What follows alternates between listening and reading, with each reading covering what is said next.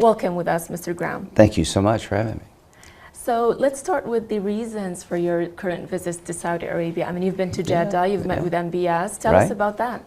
Well, a couple reasons I came. Number one, the kingdom has just purchased $37 billion of 787 Boeing Dreamliners made in South Carolina. Amazing deal for the state. I got a hard and fast rule. You buy $37 billion of products made in my state, I'm going to come and say thank you. So you're starting a new airline, Riyadh Airline. They're going to use the 787. And Saudia Airline is going to buy some 787s. And it was a major purchase, much appreciated. Charleston is the home of the 787 in South Carolina. And I wanted to come and thank the government for doing that. And secondly, we live in dangerous times, and things are changing in the region in two directions, better and worse. Saudi is better and a lot of places are worse. So I wanted to come and talk about let's keeping it better and find out where you're going with China and Iran. But it's been a very productive visit. I've been extremely well welcomed. And we'll see what happens in the future. And we'll touch on that Iran issue and China as well in a moment. But I wanted to talk about all these relentless U.S. moves we've been seeing towards Saudi. I mean, we've seen a call from Jake Sullivan. We've seen a visit from also William Burns as well, and he met with MBS. And then today we have you. So in which context we can put all these relentless moves towards Saudi Arabia from the U.S.? Opportunity and caution. Caution. Yeah, we're here for opportunity. This is the best chance that I've seen in decades to upgrade the relationship. And the Crown Prince has 4 things he would like to see happen with the United States. And you want to have your own nuclear energy program for peaceful purposes. I think that's possible. I want to try to be helpful there. Have American companies involved in the nuclear business come over to help Saudi Arabia have a nuclear program. If you believe that climate change is real, which I do, then nuclear power is clean. It's non-emitting CO2. You have a waste disposal problem, but that's something we can solve. So that's one of the things the Crown Prince would like to do, is have a nuclear power program for peaceful purposes, unlike Iran and Saudi Arabia. Speaking of the nuclear program of Iran, where is it now? I mean, we've seen so many rounds and tries in Vienna trying to revive it. Where is it today? It's getting worse. I believe they want a nuclear weapons program, not a nuclear power program. I believe that Saudi Arabia wants a nuclear power program to diversify their own energy, to modernize their economy. There's a lot of uranium in Saudi Arabia, and it can be mined and used not only for domestic purposes, but to help with peaceful nuclear power. Peaceful nuclear power is one of the solutions to climate change. Iran is trying to build a bomb. The regime is a religious theocracy that has, I think they're religious Nazis. Their agenda for the world is to purify Islam in their own image, destroy the state of Israel, and come after us. So is it safe to say that the nuclear deal with Iran is dead? I don't know if you can ever say it's dead with the Biden administration, but to me it's ill-conceived. I don't mind Iran having nuclear power. I don't want them to enrich, because they're the largest state sponsor of terrorism under U.S. law. How do you make a bomb? The way you make a bomb is that you have an enrichment program that goes from peaceful to weapons. They're at 60% enrichment. When it comes to enriching uranium for peaceful purposes, it's about 5%. They're at 60%. Once you get to 90%, then you have a bomb. Israel's not going to let that happen. We're on the verge of a military conflict here. So I wanted to come and tell our Saudi friends that what you see with the Iranian nuclear program is disturbing to you. It's an existential threat to the state of Israel.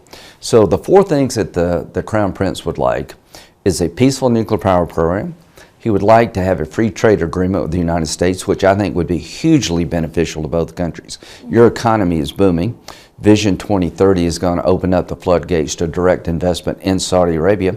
And the main thing he wants is a relationship with the United States on the defense side that's not so transactional. Trump is in, everything's fine. Biden comes in, things are not so good. He's trying to make the relationship more like Japan and Australia and NATO. Now, whether or not we can have a mutual defense agreement with Saudi Arabia, I don't know. but we can upgrade. That's what Saudi wants from the U.S. What does the U.S. want from Saudi? Well, what I want is a relationship on the military side that we can sell weapons to Saudi Arabia, American weapons to help defend against common enemies. I want to keep training your officers in our schools on an exchange program of military personnel. I want to upgrade the relationship militarily, and I would like to have some agreement with Saudi Arabia. I would be supportive of a mutual defense agreement. I don't know if we have the votes for it, but some agreement that would make Saudi Arabia more like a NATO ally and less like an adversary. Well, that being said, let's talk about the U.S. presence in Saudi. I mean, some would say it has decreased in the past few years. I'm speaking politically, of course. How do you view it? How do you view U.S. presence in the region? Well, I think it's growing. Number one thing I told the Crown Prince and the leadership in Saudi Arabia, we're not leaving, America's not leaving northeastern Syria. When we pulled out of Baghdad under President Obama, I said, you can't do this. They're not ready. ISIS became the varsity. Once we left Iraq, ISIS came roaring into being, destroyed the Yazidi population, murdered people by the thousands in the region and overseas. Raqqa was the center of the caliphate. It was used to plan attacks against the United States, France, and other nations. The 900 soldiers we have in northeastern Syria working with the Syrian Democratic Forces are an insurance policy against another attack against America by ISIS. I don't trust Turkey. I don't trust Assad. I don't trust Saudi Arabia to defend America, to defend my country, and it's unfair for me to ask them to do that. Here's what I'd like to do with people in the region. Partner. Turkey's a NATO member. They have but you just said you don't trust your allies to defend your country? I don't trust anybody to defend America without an American presence against radical Islam, period. And we pulled out of Afghanistan again. We're going to suffer. President Trump set in motion some bad things on his watch. Biden pulled the plug on a U.S. presence in Afghanistan. Once we withdrew, the Taliban are now in charge. The women that I've been meeting with for the last 15 or 20 years remind me of the women I met here in the last 3 days. I met some of the most talented, beautiful women I've seen anywhere on the planet that are starting their own businesses. They're working in the arts. They have a optimism that I've never seen in this region, quite frankly. But they had counterparts in Afghanistan. I can only imagine how they feel today. Okay. You brought up Trump.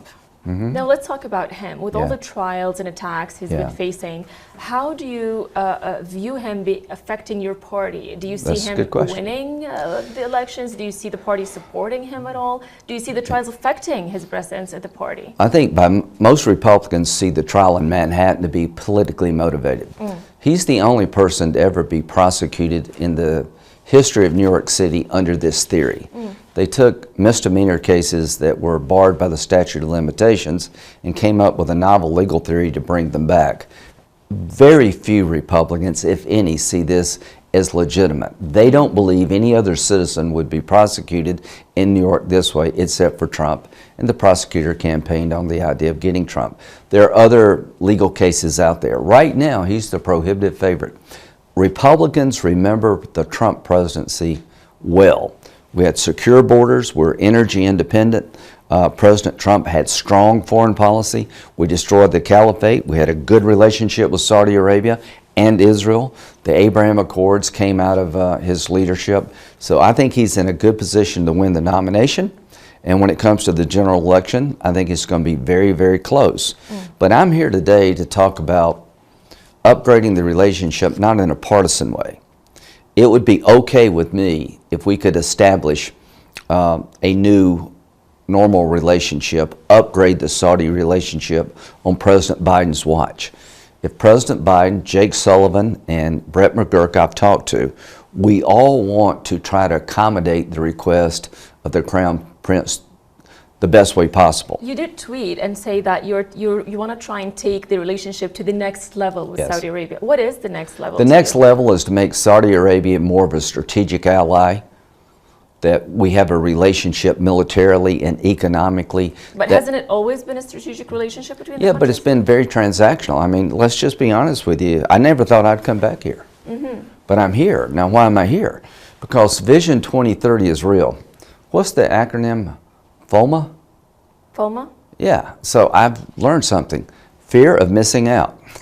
So I don't want to miss out either. Right. So I don't want to. I So want this is American. the right here in Saudi Arabia, right here. Yeah. I don't want America to miss out on what I think is a big change for the better. We've had very bad relations based, after 9/11, the Khashoggi incident, all real problems. But I'm just here to tell you that. But now you're here. You've seen the reforms, the economic, the social, and under the leader of MBS. So how do you view that? Very positive. And so what I'm going to do is suggest that the women I met with that are talking about the new Saudi Arabia, where they can go out on their own without a male escort, they can drive, they can own businesses. 37% of the workforce is now women. I want them to come back to the United States. I will host a dinner at the ambassador's house, Rima, who's awesome. She's a great ambassador for your country. And let my colleagues hear the story from them. So why am I here? I don't want to miss out either. I want my country to be part of what I think is the biggest transformation in modern Mideast history. And I'm also going to be here telling truth to power. All right. Now, it was very interesting to me that you pointed out that you never thought you would be back here. And this is going to be my last question to you, Mr. Graham. In 2018, and if we go way back there, you did mention that you will never be back here. I said I would never come. You did have strong comments and strong feelings about coming back here, but comes 2023 and you are here. So is it just about not wanting to miss out? No, it's about deeper. It's about the world has changed. Saudi Arabia has taken a new path. 2018 still looms large, I'll just be honest with you. But I see things happening here that I didn't think were possible. I thought it was all talk. So I'm here to see it for myself. I'm going to go back home and tell my colleagues, you need to go to Saudi Arabia and see what's going on. If you can achieve Vision 2030, it will make Saudi Arabia a tourist destination. It will make it a better business partner.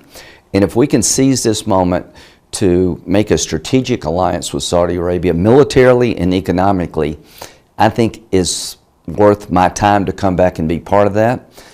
You bought $37 billion of aircraft made in my country. I think in my state and my country, I think more is coming. So as a United States Senator, I've reserved the right to change course. Saudi Arabia has changed course. It doesn't mean there's not problems. And you said the last question, but there's one thing I want you to know. I understand dealing with China to a point. I understand dealing with Iran to a point. But here's what I told the leadership of your country. Any agreement with Assad that would jeopardize American presence in northeastern Syria will be met with resistance. We have 2,500 soldiers in Baghdad. The Iranians are trying to drive us out of the region. They don't want us here. We stand in the way of their long-term objectives. And I just let the leadership... So that being said, these visits and the calls and all these moves towards Saudi, perhaps to prove and just, your presence and that you're still here and saying, we still want to be here, we are still your friends and allies. And I'm trying to understand where you're headed with China and Iran. I'm here to say I very much am amazed by the progress I've seen. I think we have an opportunity to take the relationship to the next level. China is your biggest purchaser of oil.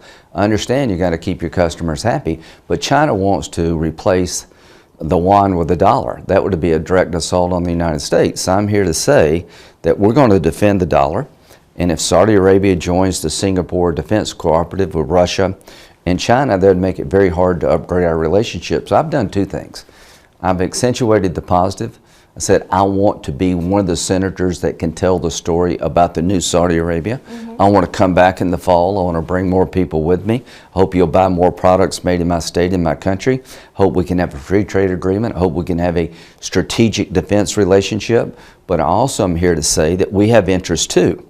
And when it comes to Iran and China, Americans see both countries as adversaries. COVID came out of China. They lied about it. They ruined our economy. They put the world in darkness. Senator, How do you feel then about all the European visits we've seen lately to China? I mean, we've seen Olaf Scholz, we've seen Macron, we've seen Ursula von der Leyen, we've even seen the Prime Minister of Spain visit China lately. Yeah. How do you feel about those? It's okay to visit China. I don't mind visiting China, but what do you say when you get there? The Macron visit was an absolute, utter disaster. Taiwan, I believe in a one-China policy. I'm not advocating independence for Taiwan, but it's been a democracy that we've been assisting as the United States for decades. If China launches a military assault on Taiwan, we can have a major conflict. We're not going to sit on the sidelines and watch Taiwan be destroyed by the Communist Party. So is that what the visits were about, Taiwan and the Well, I think Taiwan looms large. Macron went over and he made a statement like, well, maybe Taiwan's not that big a deal. And he made pretty controversial statements about the U.S. too, right? Yeah, he says we need to decouple. You know, we have good French allies. The French helped us to become a nation. They got on our side when we were fighting the British. But what President Macron said, I think encourages China. Russia invades Ukraine. If Putin gets away with this, then there goes Taiwan. And if we back off on supporting Ukraine, who are fighting like tigers for their freedom, then China's more likely to invade Taiwan. Then Iran is going to see the West is all talk. Is there any peaceful solution for the Russian-Ukraine war? I mean, we've seen in the leaked documents lately, there was no mention of peaceful solutions. Here's the peaceful solution. You drive Russia out.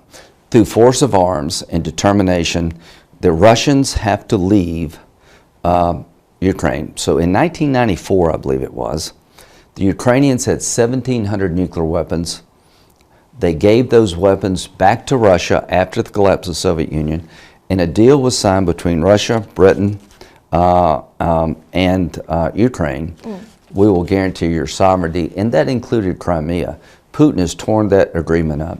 He's committed war crimes on an industrial scale. He's put at risk world order. He needs to pay a heavy price.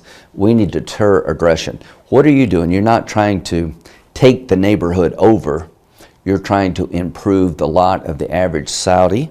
You're trying to upgrade your economy. You're trying to walk forward, modernizing the faith.